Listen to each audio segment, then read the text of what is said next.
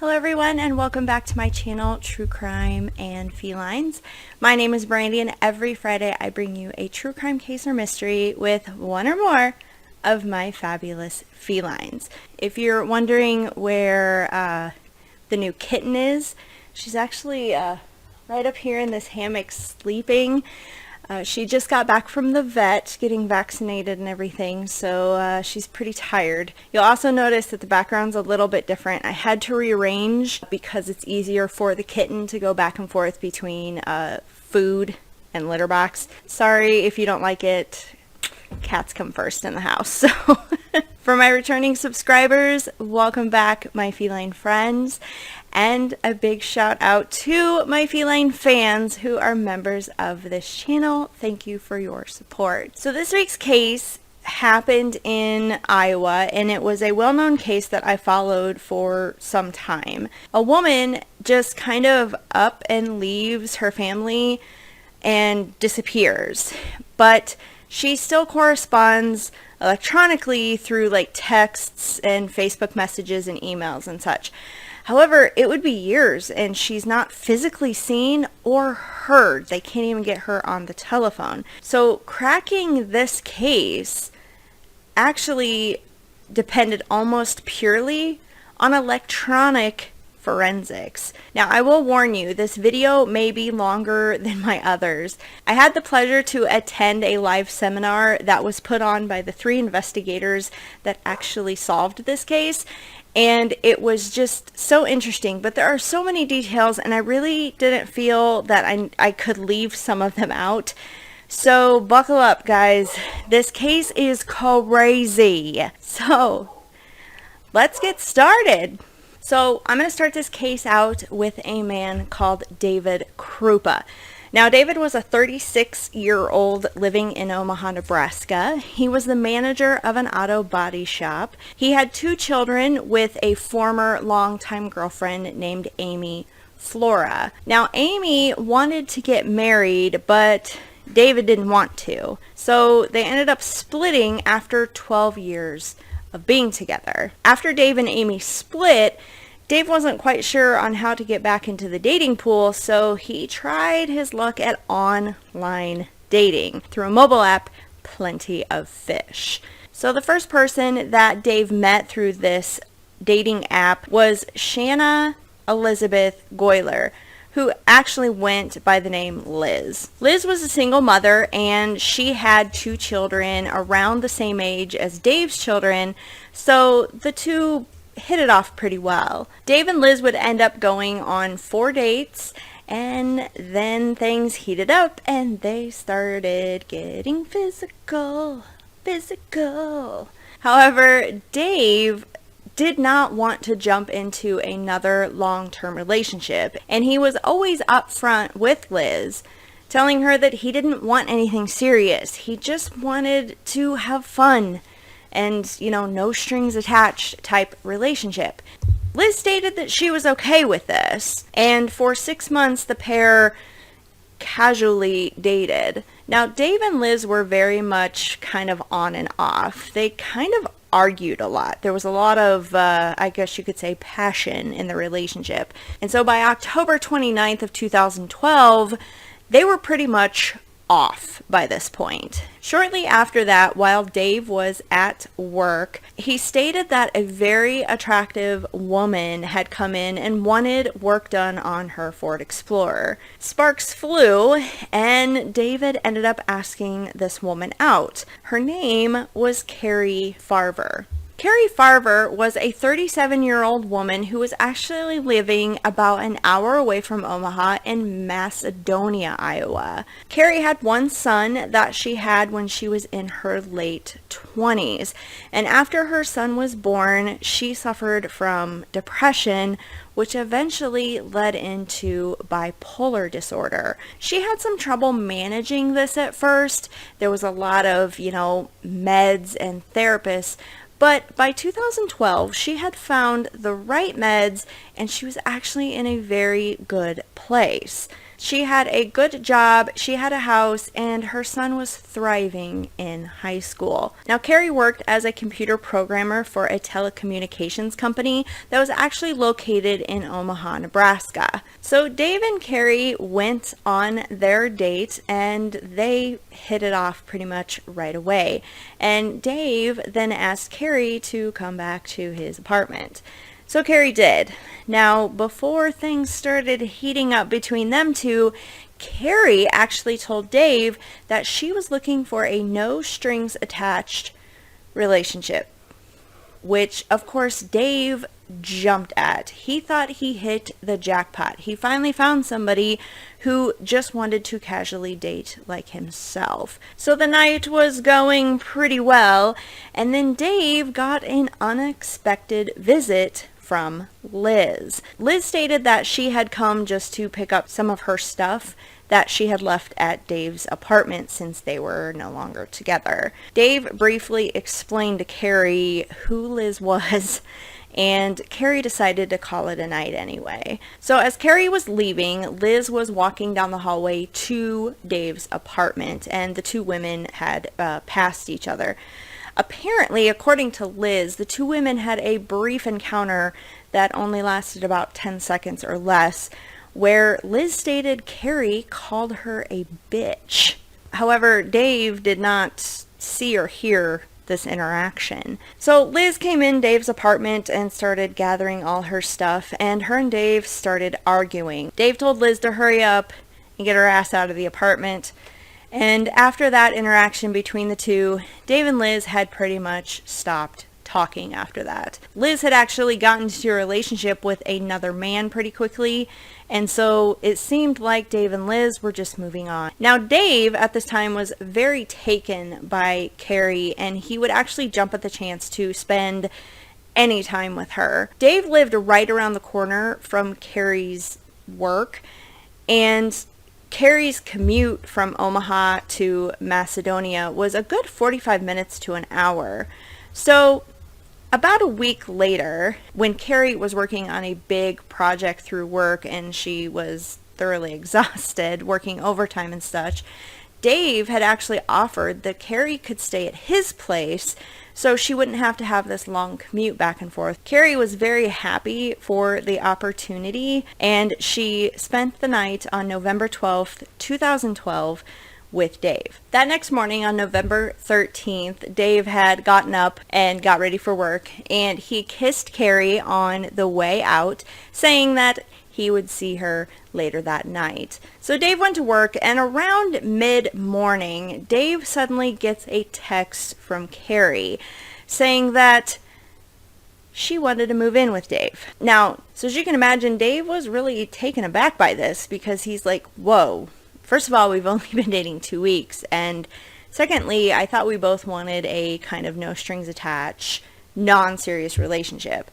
So Dave replied that he really wasn't interested in that right now, especially since their relationship was so new. What he got back from Cari was a profanity-laced message, pretty much stating that she hated him, that she was going to date somebody else, and that he just needed to go away. David, of course, was really blown away by this response. But, you know, he had only known her for 2 weeks, and he really was just like, wow, I am so glad I dodged a bullet there. Now, the texts coming from Cari did not stop with Dave. Cari's mom and Cari's son also got some strange texts from Cari. She was telling them that she got a job in Kansas, and that she was leaving immediately, and that she just needed to be by herself for a while. Now, Cari's mom and son had tried, getting Cari on the phone, but they were unable to do so, which Cari's mom was like, this is really unusual and not like my daughter. The text continued, and Cari's boss, where she worked, he got a text, and Cari pretty much stated in that text that she had got another job opportunity. She was leaving immediately, but she did have a person and recommended that person as her replacement. The boss thought this was very unusual. Like, who quits a job over text? And especially with this big project going on, like, she just up and leaves. And they were unable to get Cari by phone either. So a couple days later, Cari's brother got married, and Cari was actually very excited about this. But when she didn't show up to the wedding, that's when Cari's mom was like, okay, something is definitely not right. So Cari's mom called the police and filed a missing persons report. Cari's mom told the police, the strange text that they have gotten, and she did tell them that Cari was bipolar and was on meds for this. Now, occasionally Cari would go off her meds because she said that she felt numb, but she usually wasn't off for very long and quickly got back on them. The police, of course, jumped on that and stated that, unfortunately, if Cari was bipolar and stopped taking her meds, then her behavior was going to become erratic. But they did take the missing persons report seriously. They weren't trying to shove Cari's mom off, but, they just figured that, it happens, right? Meanwhile, Dave is continuing to get harassing text messages and emails from Cari, ranging from "we belong together" to "I will make you suffer." And along with those, he was getting other messages that seemed to kind of center around Liz, the gal that Dave was dating before. Then, it wasn't too long after that, Liz called up Dave, and she was questioning him on how the hell Cari got her phone number, email, and even her home address. Liz stated that she was getting harassing text messages from this Cari as well, and Cari even vandalized her garage.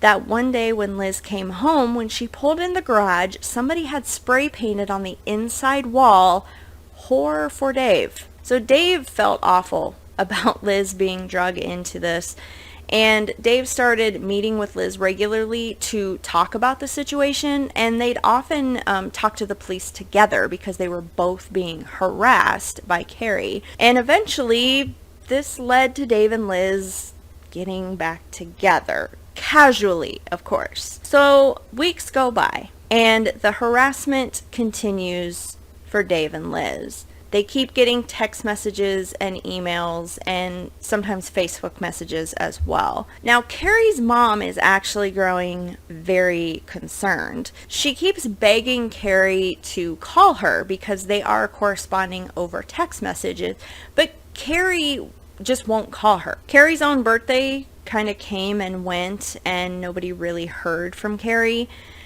Cari's son's 15th birthday came and went, and all her son got was a Facebook message saying, "Happy birthday." Thanksgiving would end up passing by with no Cari. Then tragedy struck, and Cari's father passed away. And Cari did not show up to the funeral. Now, the messages that Cari's mom and Cari's son were getting were filled with grammatical errors and misspellings. That was unusual for Cari because she was known to be a stickler for punctuation and grammar and spelling. The messages, they even misspelled Macedonia, the place where Cari was born and raised. Now, Dave was getting pretty used to getting kind of the harassing texts and emails, and it was such a common thing anymore that he had almost just completely ignored them. Well, then it turned to stalking. See, Dave was at home one night and he was in his lazy boy chair with his feet up watching TV. And a text came in from Cari, and he happened just to glance at it, and it said, "I see you with your feet up wearing a blue shirt." Dave became very concerned and informed the police because now he was being watched. He was wearing a blue shirt. He was in his lazy chair with his feet up. And he figured that, that whole job in Kansas thing was a lie, and Cari really never left town. Now, of course, police had been investigating this ever since Cari's mom reported Cari missing. The problem is they just could not track down Cari. They tried, they searched Omaha, they searched Macedonia, they even went to Kansas and was kind of, searching around there. and they just could not locate her. So they ended up pulling her financial records, and she hadn't spent a dime since she was reported missing. So besides these electronic messages that were going to her friends and family, Cari just seemed to disappear off the face of the earth since November 13th, 2012. And authorities began looking into worst case scenario. That was Cari even amongst the living anymore? So 2 months later, in January of 2013, no one has physically seen or heard Cari. Now, Cari's Facebook page was actually fairly active. Most of her posts would go on about how much she hated Liz, and one post even claimed that Dave proposed to her and she said yes, which was very odd. There was also a very short, 20-second video uploaded to YouTube through Cari's Google account, and it showed a video of Dave's front, the front door of Dave's apartment, and it was entitled "Where My Husband Cheats." So that same month, Dave came home and it had from work, and it had been snowing, and he was, pulling in his apartment parking lot. And everybody had pretty much cleaned off all their cars of the snow, but there was one car that still had a bunch of snow on it, and it just kind of stood out. And Dave recognized the car, and he was like, "That's Cari's Ford Explorer in the parking lot of my apartment." But obviously it had been there for a while since the snow hadn't been cleaned off of it. So he took a picture of the license plate and he sent it to the authorities. Authorities came out, checked the car over, and they ended up having it towed back to the station. They thoroughly searched the car as much as they could, and what they noticed was the car was very clean, like it had just been detailed. Even the lines of the vacuum were still in the carpet of the car. But one thing they did find was there was a mint package kind of, in the center console, and there was a fingerprint that they found on it. Now, this fingerprint did not belong to Cari, Dave, Cari's son, Cari's mom, any of her family or friends, and they could not find a match in the national database of who this fingerprint was either. So they just kind of set it aside to see if it would come up later. So 6 months have gone by. Cari is still MIA, except for, the texts and the emails and the Facebook correspondence. Now, Cari's son, he decided to message his mother through Facebook, and he did get a response, but he was a smart one. What he said he said, "You need to prove that you're really my mom, and I'm going to ask you 3 questions that you need to answer. Question 1, what is my middle name? Question 2, what was the name of our first dog? And question 3, what's my best friend's name?" Not surprisingly, he never got a response. And that's when correspondence between Cari and her son ended, and Cari never reached out to her son again. Dave and Liz, on the other hand, they were still getting harassed, but by this time the harassment, it would peak and then it would valley, and then it would peak and then it would valley. So it was kind of off and on, like their relationship. Dave and Liz were still seeing each other, but like the first time they dated, they argued a lot, and so they would, heat up, cool off, heat up, cool off. See a pattern here? Anyway, anytime that Dave and Liz would kind of cool off their relationship, it seemed that the harassment would then peak, and that would then kind of say, send Dave and Liz back into each other's arms. So it was almost like they were staying together out of spite of Cari. Dave stated that, even when things were going good, it was not unusual that Dave and Liz would just be together watching TV, and then both of their phones would just blow up with all these text messages from Cari, harassing, profanity-laced, telling them, how much she hated them, threatening, and you name it. Then the threats actually got more serious. One night, Dave received a text from Cari saying that she was actually going to kill Liz if he didn't break up with her. Then Cari sent a picture to Dave of a woman tied up in a trunk of a car. Now, the photo was a little blurry, so Dave couldn't really tell if it was Liz or not, but he immediately called Liz's cell phone and she answered and assured him that she was actually okay. So about an hour later, Cari then sent a link of a fake obituary about Liz to Dave. Almost like, you better break up with Liz or this is what you're gonna see. So if that wasn't scary enough, now we're cutting to August 2013, and it's almost a year since Cari disappeared. Liz's house got set on fire. Now, luckily, Liz and her children were evicted from this house some weeks before, and Liz had already moved kind of her big stuff out of the house. And so her and her children were actually staying in another residence at this time. But tragically, her family pets, there was 2 dogs, a cat, and a snake, had died in the fire. Liz immediately pointed the finger at Cari for setting this fire and trying to kill her and her family. Dave had various break-ins happening to him as well. He said that his auto shop was vandalized one time, that late at night he could hear somebody like jiggling the doorknob to his apartment, and a brick got thrown through his apartment window as well. So Dave got so paranoid at this point that he went out and bought a 9mm pistol for protection. So this whole time was like 8-10 months now that this has been going on. Dave and Liz had been kind of the brunt of all these harassing text messages. Then Amy Flora, Dave's ex-longtime girlfriend and the mother of his children, called Dave and stated that she was starting to get harassed by this Cari as well. It seemed everyone in Dave's life was a target and in Cari's crosshairs. Let's jump to 2015. I mean, the police have been investigating this entire time, but they just keep hitting dead ends. They just can't find Cari, okay? And so 2015, this has been going on for 2 years now.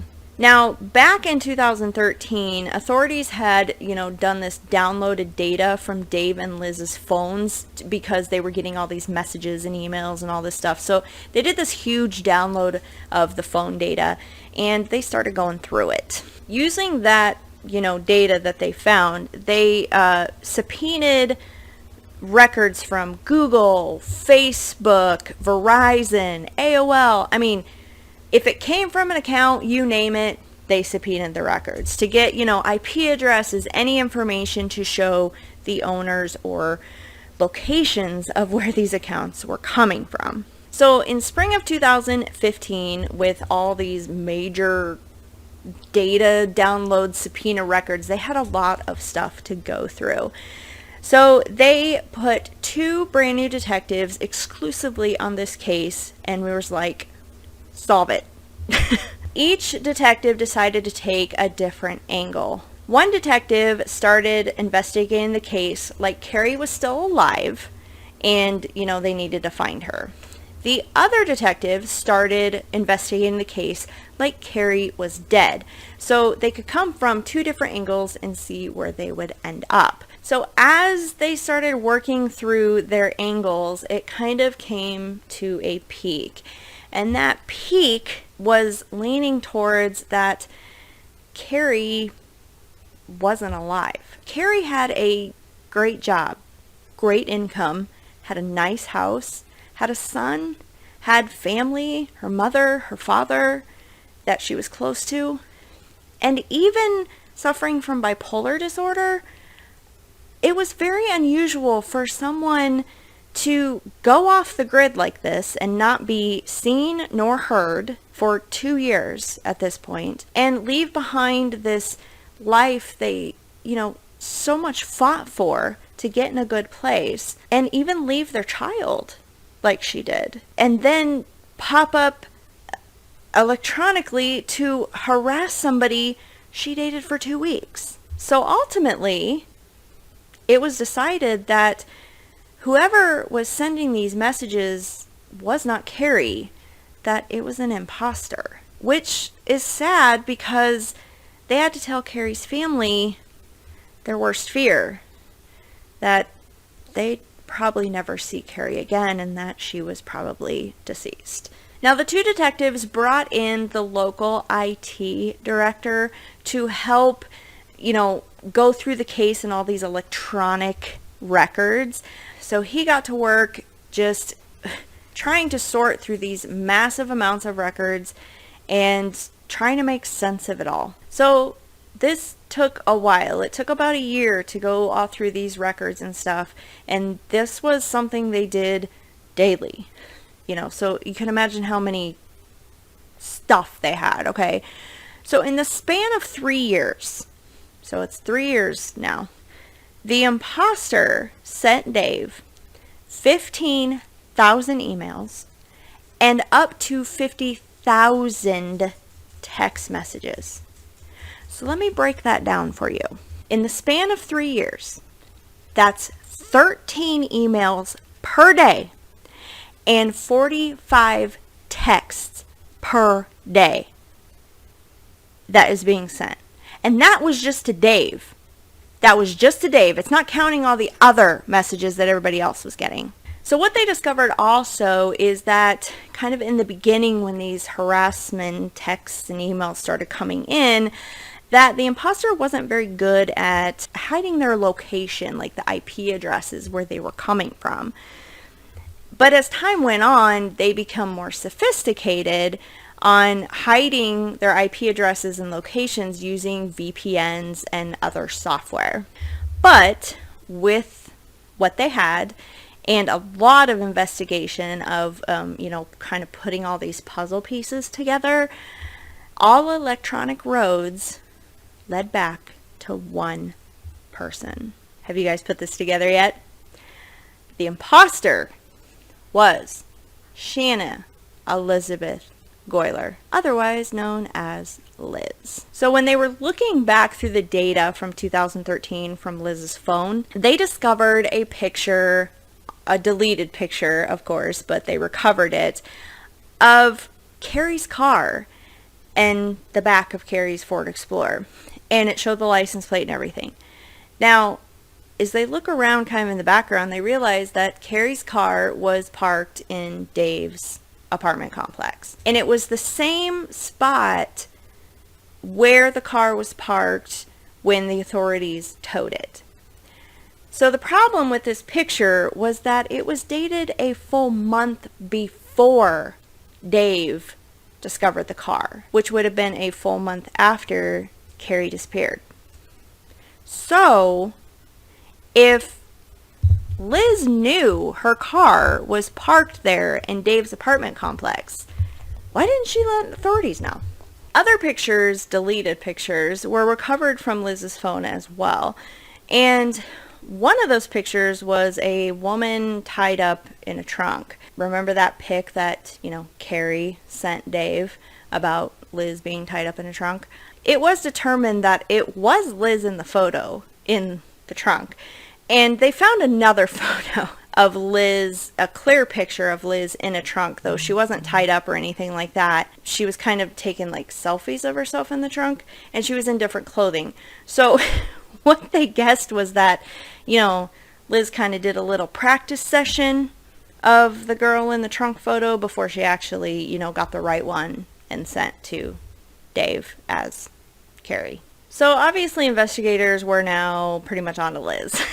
And so they went to update Cari's mom. Well, while talking to Cari's mom, they told her their suspicions of this Liz Goyler. And Cari's mom was like, wait. She goes, that name sounds familiar. So she ended up going to her phone and she showed the investigators this picture that Cari had sent her the day she disappeared. So back when Cari texted her mom telling her that she was moving to Kansas, she told her mom through text message that she had, sold all of her furniture and that this woman had given her a check and please let this woman in her house to get the furniture. Well, then Cari sent a picture of the check to her mom, like I guess as proof or whatever that she got paid for it. So the picture of the check was made out to Cari Farver, but the check was from Shanna Elizabeth Goyler. So Shanna faked that she wrote a check to Cari pretty much just to get in her house. So remember that text that Cari sent to her boss saying that she was recommending somebody to replace her position? That person's name was Shanna Elizabeth Goyler. Sorry. Who had zero computer programming experience. So I don't even know why Liz would even recommend herself for that position. Was Liz trying to become Cari? I don't know. Anyway, and also that fingerprint that they found on that mint package, they were able to match that fingerprint to Liz. Excuse me, you're blocking my microphone. So now things are actually coming together and police are closing in on Liz. However, Liz is oblivious about this. Now, at the beginning of December 2015, Dave realized that the gun he had bought for protection, it was gone. So he reported it stolen to the police. On December 4th, right after Dave reported his gun stolen, Liz came to the sheriff's office to file a complaint, another complaint. Yet, this complaint wasn't about Cari. This time, the complaint was that Liz was being harassed by Amy Flora, Dave's longtime ex-girlfriend and mother of his children. Liz would go on to explain that she now believes that it was Amy who was harassing them this whole 3-year time period and not Cari, but she was just using Cari's identity to do it, because when she was being harassed by Amy, these had the same misspellings and grammatical errors of the messages that they supposedly were getting from Cari. And Liz would go on to say that this all makes sense now. You see, it was Amy the entire time doing this, because why would Cari, somebody that Dave dated for a measly 2 weeks, go off on this jealous rampage? It had to be Amy. Amy was the one who wanted to get married and Dave didn't, so she was taking out all Dave's romantic interests until only one person was left for Dave to run to.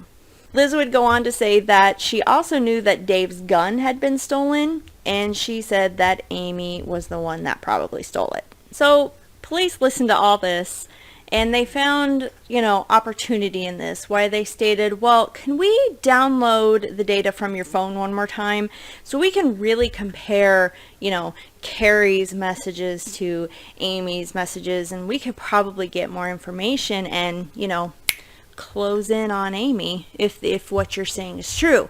So of course Liz agreed. They downloaded the data. Liz filed her report, left the station. Now what they found out, that Liz was stalking Amy and her children. Liz was always kind of around Amy's house or around where Amy was at. So why did Liz suddenly shift from Cari to Amy? Well, Amy and the kids had actually moved in with Dave. As a safety precaution, they weren't romantic or anything. You see, when Amy started giving harassing text messages, from Cari, that scared Amy, and so Dave offered that her and the kids move in with him, and then he could, protect everybody. So Liz now saw Amy as a romantic rival. because she now was living with Dave again. What Liz said about, taking everybody out until Dave only had one person left to go to, Liz was referring to herself. Liz was going to take out everybody, so Dave would only have Liz to turn to. Now, the next night after Liz filed this report on Amy, a call came into 911 where a woman had been shot while going for an evening stroll. The victim who got shot was Liz. When the 911 dispatcher asked if Liz knew who the shooter was or saw the shooter, Liz would tell the dispatcher that it was dark, she had no idea, she didn't see, they just came out of the dark, shot her, and ran. But later, when investigators asked her if they saw who shot her, she said it was Amy Flora. Now, investigators were obviously very suspicious about this. Liz files a report on Amy about how it's been Amy this whole time, and then accuses Amy of stealing Dave's gun, and then suddenly Liz is shot. It's amazing how all of this came together. Now, police were able to clear Amy of any wrongdoing. They had proof and alibis that Amy never left her home that night. Liz shot herself in the leg. So while Liz is recovering in the hospital, police start digging through the new data that they just downloaded from her phone, the night before.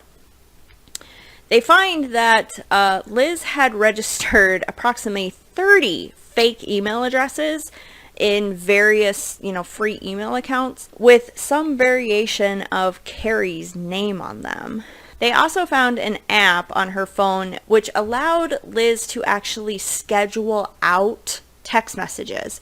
So that explained how Liz and Dave could be together hanging out and then all of a sudden both of their phones go off, and why it never even crossed Dave's mind that Liz was behind all this. They also found an app where Liz could log in and out of certain profiles on her phone of who she was impersonating at the time. So there was 3 profiles. Well, there was more than that, but basically it was 3 different people, Liz herself, Cari, and Amy. The funny part about this is there was a couple of times when Liz had sent emails or text messages impersonating Cari where she forgot to log out of her own profile. Oops. So investigators digging through all this stuff and all the data they had before in the years, prior, they determined that Liz spent 40 to 50 hours per week in over this 3-year period impersonating Cari, that then changed to impersonating Amy, who was impersonating Cari. Everybody lost yet? That is a full-time job. I can't. I spend maybe 15 to 20 hours on my YouTube. And to me, that's a lot of work. You know what? Dave must have been the bedroom or something, because, whoa, obsessed much? We know now Liz is doing her best to channel Glenn Close from Fatal Attraction. The detectives decided to come up with a ruse that would pretty much prove that Liz was behind all of this. So what they do is, once Liz was recovered from her gunshot, they told her that they believed her story about Amy and how Amy may be behind all of this. And they had some evidence that were kind of was pointing to Amy, but they needed more. So they were asking for Liz's help. And what they said is that they wanted to see if Liz would reach out to Amy and see if Amy, would spill any information that they could arrest her on. Well, Liz was all about this, and wouldn't you know, the very next day, Liz had some incriminating evidence on Amy.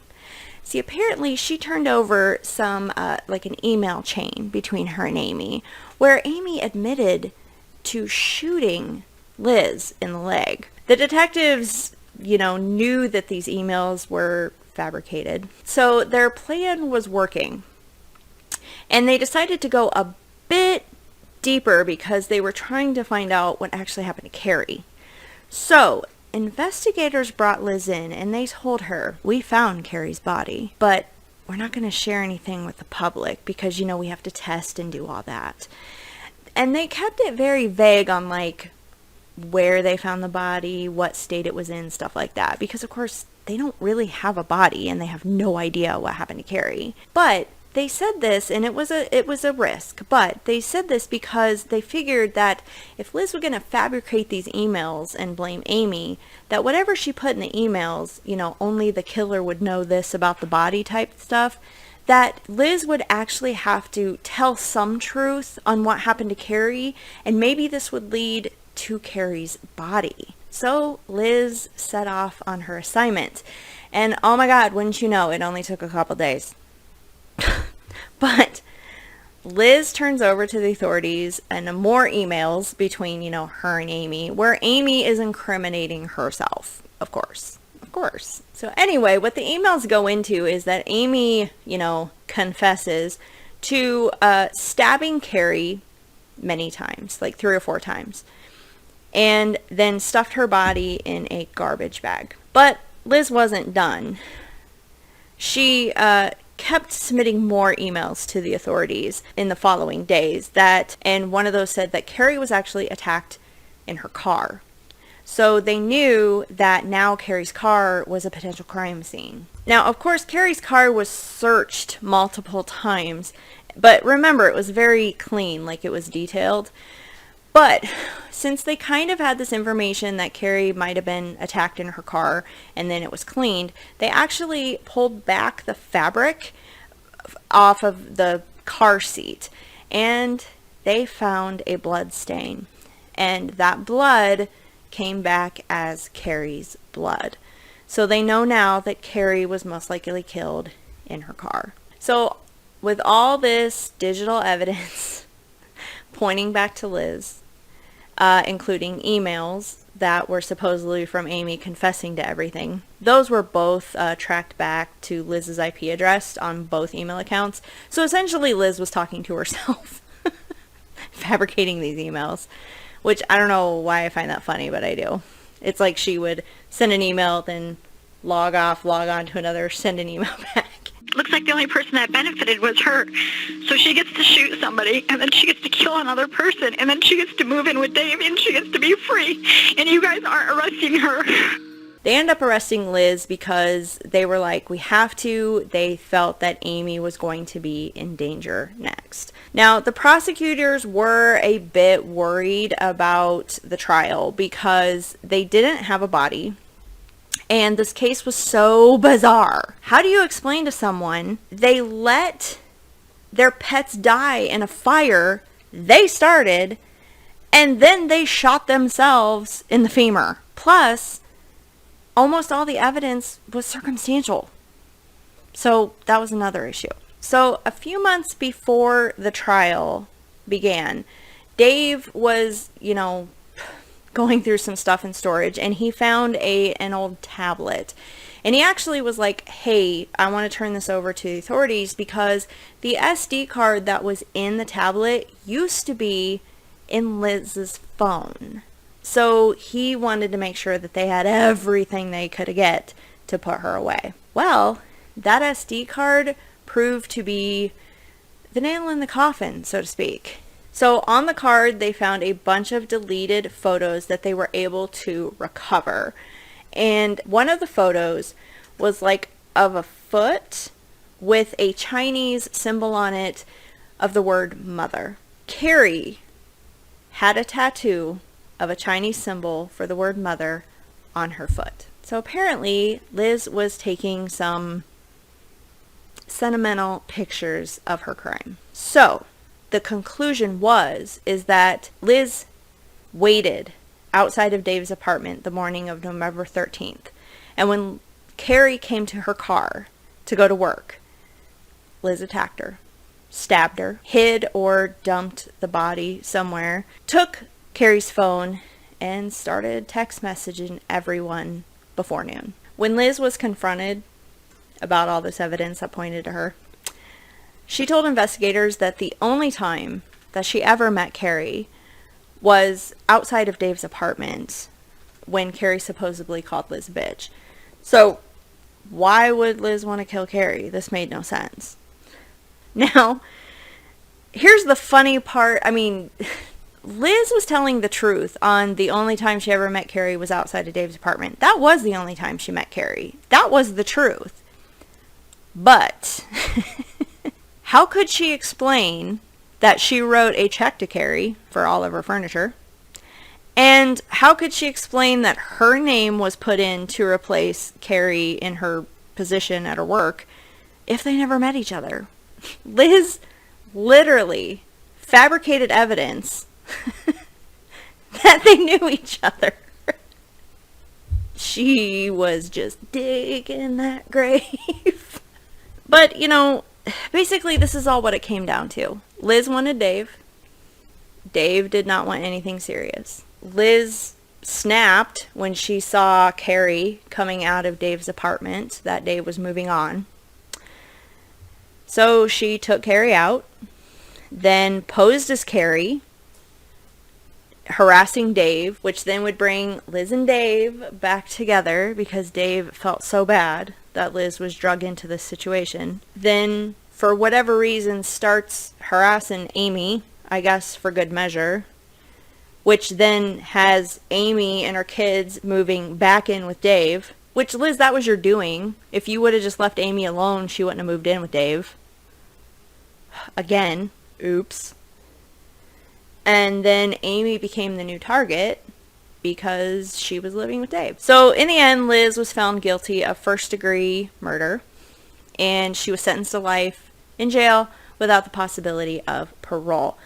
Plus, she got 18 years for burning her own house down and killing her own pets. She's currently serving time in the Nebraska Correctional Center for Women, and she maintains her innocence to this day. As for Dave, he's no longer on Plenty of Fish.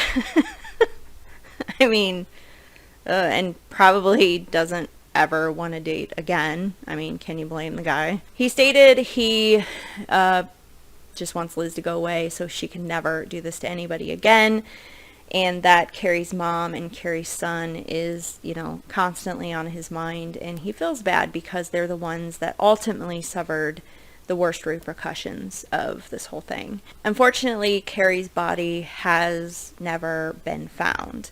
Liz states that she's innocent, so she has never told authorities, you know, officially what actually had happened to Cari or what she did with the body, aside from the fabricated emails from Amy, which they think there is some truth to. Authorities believe that Liz attacked Cari when she was on her way to coming out of Dave's apartment in her car. Liz stabbed Cari, put her body in a trash bag, let it like decompose somewhere, and burned the remains, or the garbage bag ended up in a landfill somewhere, which would be impossible to find this many years later. The 3 investigators on this case, and also put on that seminar that I watched, have established a scholarship fund in Cari's name to keep her memory alive. So what truly got to me during this live seminar I attended with the 3 detectives that cracked this case was that they showed a lot of pictures and screenshots of like the real messages back and forth between everyone. And one in particular was just so heartbreaking. That was Cari's son, who he was about to graduate from high school. And this would be a couple months before he found out about Liz, and Liz was arrested. So there was still that question of if Cari was still out there or not. He had messaged her through Facebook, this last-ditch effort, and said, "Mom, please come home. I want you to watch me graduate." He never got a response. Not knowing if your mother was truly alive or not, and being strung along like he was, that is the ultimate torture. And that is why Liz needs to rot in jail for the rest of her life. Just for that. That poor boy did not deserve any of this. What are your thoughts on this case? I'd love to hear what you think in the comments down below. If you would like to become a feline friend, please hit that subscribe button. And we will be back next Friday with another true crime case or mystery. So I'm sorry you didn't see little kitten pop up. You know, she did get vaccinated, so vaccinated take a lot out of you, so she's probably going to sleep for a couple days. Maybe next week she'll make an appearance again. So thank you guys. Bye.